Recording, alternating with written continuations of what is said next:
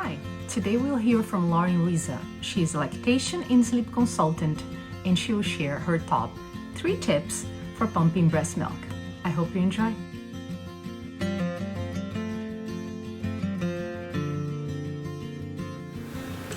Pumping and breastfeeding are such a labor of love. I actually pumped as a nurse for 2 years for my son. So I wanted to share with you some of the top tips I learned on my pumping journey. And I just want to say kudos to you, Mama, for pumping and doing that while working especially. It is such a beautiful gift that you're giving your baby.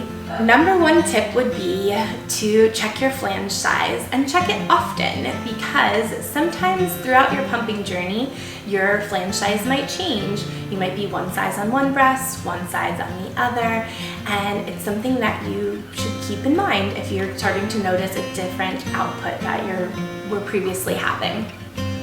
So it will forever be my plight in life to get the pumping companies to change their flange size. Typically they give you a 24 millimeter, which is very large for most mamas. So just make sure, just like with Goldilocks and the 3 Bears, it's not too big, not too small, but just right. You don't want to have too much of your breast going in there so your areola is coming into the flange. You also don't want to have where your nipple is coming around the flange and it's really becoming painful. So another thing I really truly love are these Pump and Pals flanges. They're very soft, more ergonomically designed, made out of silicone, and they come in a wide variety of sizes, and they actually send you a couple to try, so that way you're not continually buying one size and then the next when you realize it's not working for you. So my number 1 tip for pumping would be check these flange sizes and make sure that you've got the right one for your body.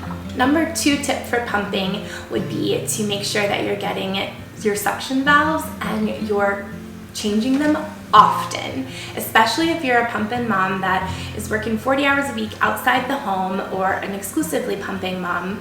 You need to make sure that you're changing these every couple of weeks.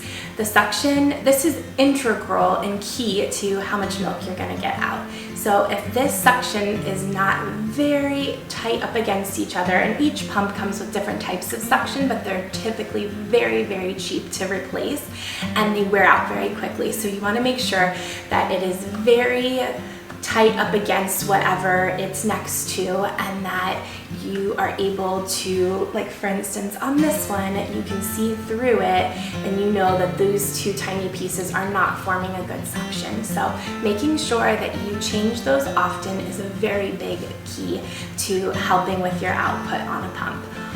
Another tip I would say is a watched pot never boils. And so what I mean by that is if you're continually sitting there with your pump in place, stressing out about how many ounces you need to send to daycare the next day or with the nanny, or what you need to be able to have a night out, it's not going to help your production. So if you are able to do something that's distracting while you're pumping, or watch beautiful videos of your baby, or even just put some type of a sheet or a cover over you while you're pumping so you are not attached to the outcome of what is coming out of that pump, you will be able to get so much more milk if you are not stressed and worried about how much milk you're creating.